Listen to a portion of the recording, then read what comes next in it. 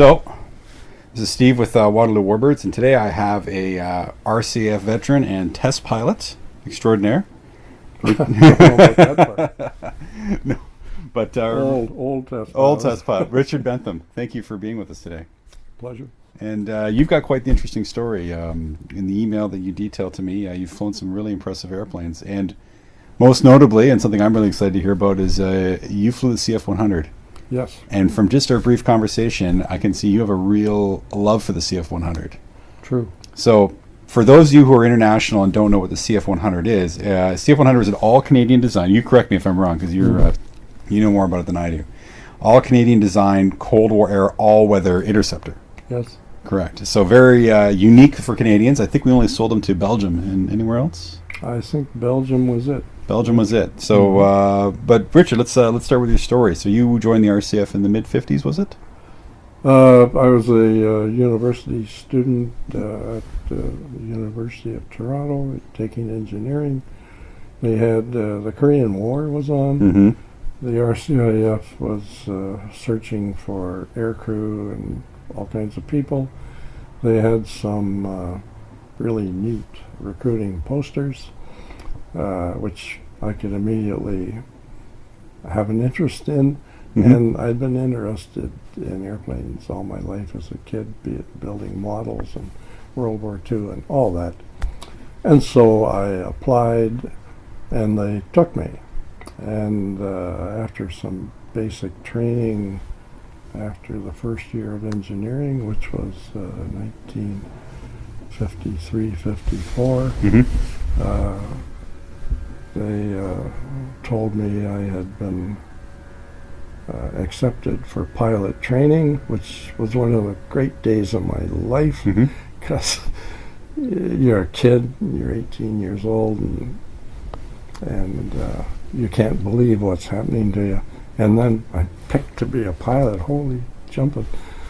So they shipped me out to Moose Jaw, and started out on the Harvard ab initio because they didn't have any trainers smaller. Now, for those of you who know, Harvard is a handful to start out from the beginning.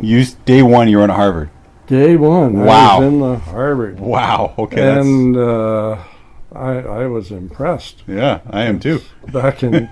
Back in the day, World War II, they started people out in Tiger Moths. Yeah. And they got to Harvard's, I think, in advanced flying school. Yeah. Anyway, I was out at Moose Jaw. The place was full of NATO pilots from various NATO nations: Norway, Turkey, the Brits, the French. And it was quite a place. Strangely enough, the Canadians around there, and we were mostly university students at Moose Jaw. There was, maybe 100 of us. We got along very well with the Scandinavians, the Danish, the Norwegians. We seem to have a lot in common with the Turks, the Brits, the French, not so much. So it was interesting. Anyway, I started out on the Harvard, went solo far too early, I thought. I was 19, I remember this, 19 hours and 10 minutes.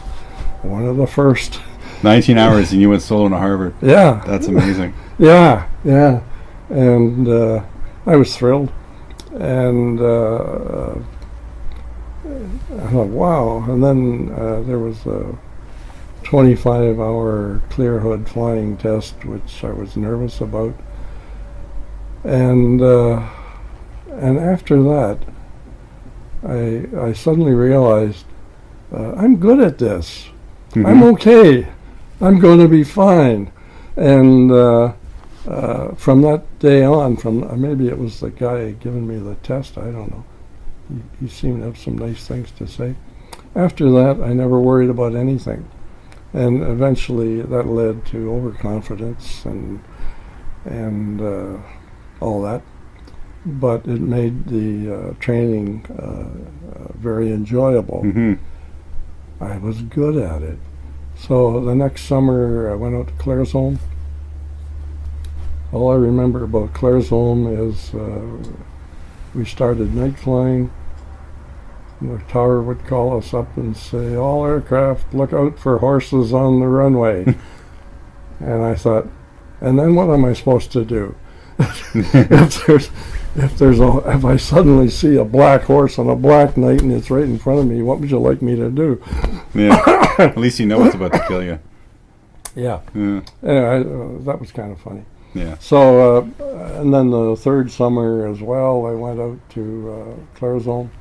The Korean War had ended, I think, around this time, 54, 55. So the Air Force had slowed us down, and for the month of August in 1955, they shipped me out to Winnipeg, and I flew with number 111 Search and Rescue, or it was called Communications and Rescue, and that was very interesting. And then the last summer they sent me to Trenton, also flying with Communications and Rescue. What kind of airplane were you on? DC-3s they had, and Expeditors. Okay. And I remember climbing to the right side of a DC-3, and this old salt of a World War II pilot, he looked at me, and I knew what he was thinking. University smart-ass kid. You don't know anything. And he looked at me and he said, "Okay, it's real easy what you're going to do up here. You're not going to touch anything. You're not going to say anything. Just sit there, shut up." And I did. Yeah. And that was fine. I had nothing to contribute anyway. I didn't know bugger all. Yeah, about you were it. still learning. DC-3. So anyway, and then that ended flying training in the summers, and graduated in engineering at the U of T. In '57, they sent me out to Gimli on T-33s. I thought I had died and gone to heaven. The T-33 was so great. Mm-hmm. I mean, it was lovely. One of the last instructors at Claresholm had walked into the class one day and he said, "Gentlemen," he was a flight lieutenant there for a big shot. Mm-hmm. He said, "Gentlemen, I have just had a trip in a T-33 and I want to tell you something.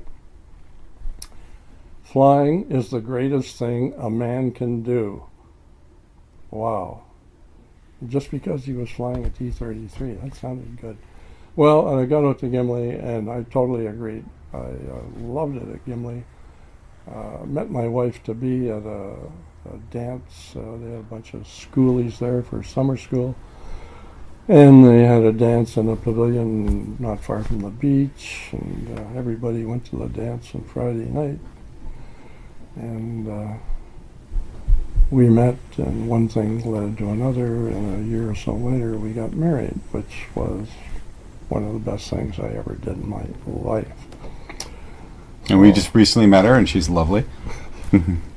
We've stuck together for 59 years. Yeah, and she was with you through most of your career, too. That's fantastic. Well, yeah, she traveled with me Yeah. and everything else. Well, that's a rare person. Yeah, yeah. Oh, she's been great.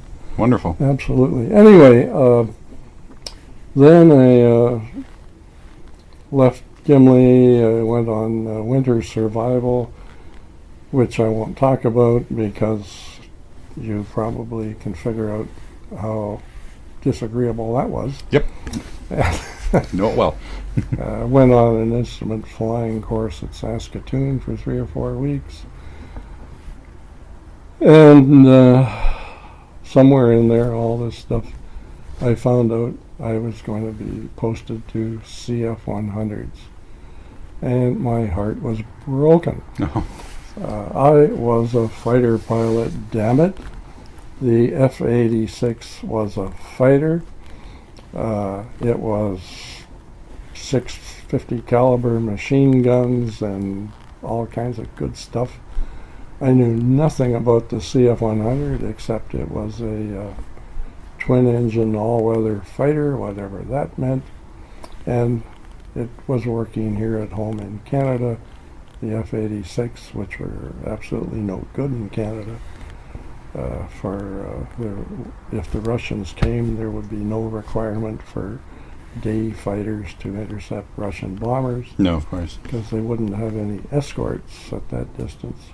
So anyway, I was on CF-100s, and that was a black day, or week, month. And I went to Cold Lake in CF-100s. And on December of 1957, the night I arrived, a CF-100 with 2 students in it went splat. So there was a bit of a kerfuffle. And Did they know what caused that, or? Well, it seemed that the pilot had been struggling and not happy, and had been thinking of washing him out. All this scuttlebutt circulates freely, as you can imagine, and that he was up at night, got disoriented and dove into the ground at a great rate of knots, and it was. You got the feeling people thought that shouldn't have happened. We should have got rid of him earlier. Yeah. That would have saved his life, and his parents came to the base and were obviously heartbroken. Anyway, I started flying the CF-100, and for a while, we were flying Mark IVs and Mark IIIs, and neither one of them was very sprightly. The Mark III was the dual trainer, and in the back seat, it had what everybody called a baseball bat for a stick, and the baseball bat obscured the compass. Oh. And in the all-weather business, you did a lot of flying using the compass, and the compass wasn't very big, and this goddamn thing was sitting right in front of the compass, and so a lot of rude remarks were made about the Mark III. It was not a pilot's airplane. It was very British.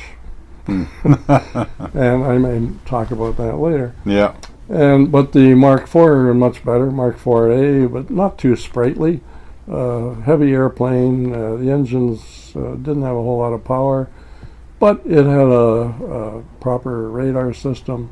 Way better than the Mark III. I liked the Mark IV-A simply because it was a decent airplane, and things progressed really nicely. I remember one incident two actually, at Cold Lake. One day I took off, and the airspeed and all the air-driven instruments went haywire, and the ceiling was 400 feet, and zonk, I was into the clouds, and it was cloud up to 25,000, and so I flew up to 25,000, figuring I just flew the attitude indicator, kept the nose a little bit above the horizon. Yep. No idea what my altitude was, no idea what my speed was, because nothing worked. Eventually, I popped out on top at about 25,000 feet as a student. I then called up and said what had happened, and they said, well, sit tight, we'll send somebody up to bring you home.